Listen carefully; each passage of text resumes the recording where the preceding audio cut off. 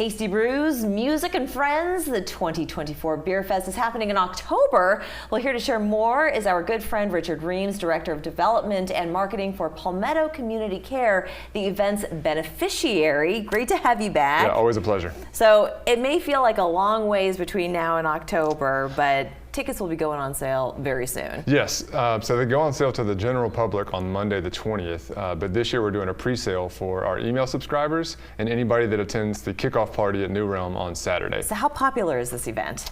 So far we've had a little over 300 people RSVP through Facebook, the website.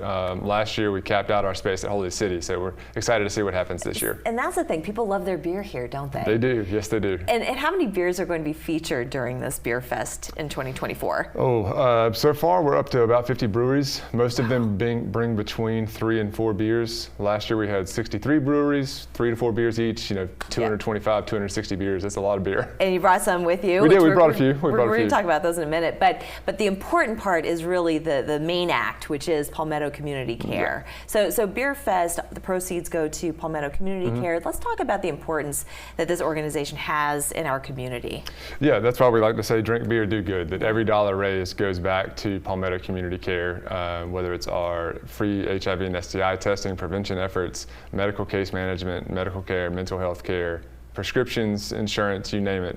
If there's a support that a person living with HIV/AIDS needs, we provide it or have a partner that does. And Beer Fest helps us do that. And even housing assistance. Yep, housing assistance for sure. So your depth and breadth of programs is really quite wide here in South Carolina. Can we talk about some of the statistics as well? How many people currently are diagnosed with HIV/AIDS here in South Carolina? And to be honest, I'm not totally sure in South Carolina. We focus on our Tri-County area. Okay. Well, I believe it's over 18,000. Yes. Yeah. So and about over 600 new cases just in 2021. Yes. So are we seeing those numbers increase, decrease, stay the same? So STIs have increased dramatically. They have. Dramatically, especially in our area. HIV as well, but it's also a little hard to always gauge because there's between 12 and 18% of people living with HIV undiagnosed. So all of those trends tend to be going in the wrong direction. Why is that? Why is it going up so much? Oh, there's a variety of reasons. It could be related to stigma. People don't want to get tested. What you don't know, you don't have to deal with. Education around the disease, awareness of what's available, or just awareness of what you can do to prevent contracting the disease. Also, over the years, of course, since the 1980s, when we saw the AIDS epidemic really take hold of this country and the world, quite frankly, we saw a lot of attention being placed on awareness. For sure. And then we saw those numbers drop off. Do you think people are getting too comfortable? That they think that, oh, you know what, it's really not a problem anymore? I would agree with that wholeheartedly. It's alarming how many times that I tell somebody what I do, they'll say, oh, AIDS is still a thing? You say, well, yes, it's still very much a thing. Yeah.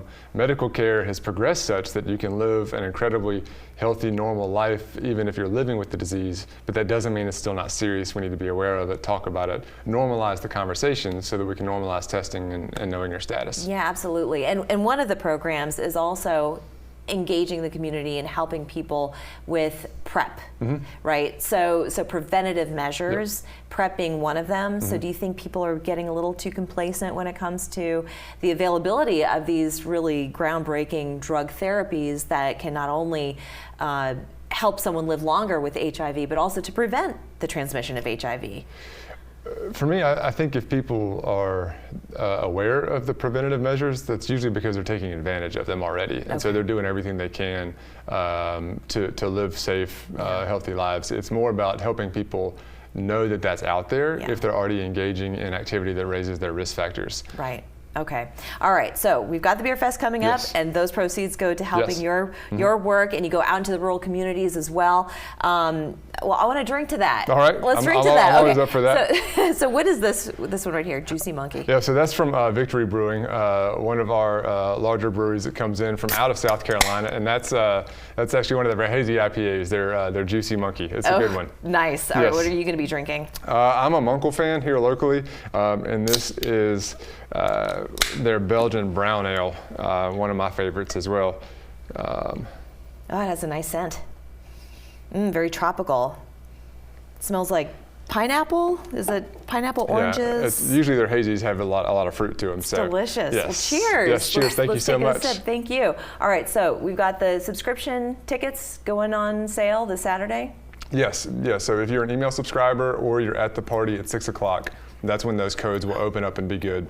And so we'd really encourage everybody to come out to New Realm, just have a good time. Daddy's Beamer is going to perform. We got merchandise to give away and on sale, all kinds of good stuff. Terrific, and it's for such a wonderful cause. So drink beer, do good, everybody. I want to thank you so much. Great to have you back. Yeah, thanks so much. We're back in 2 minutes.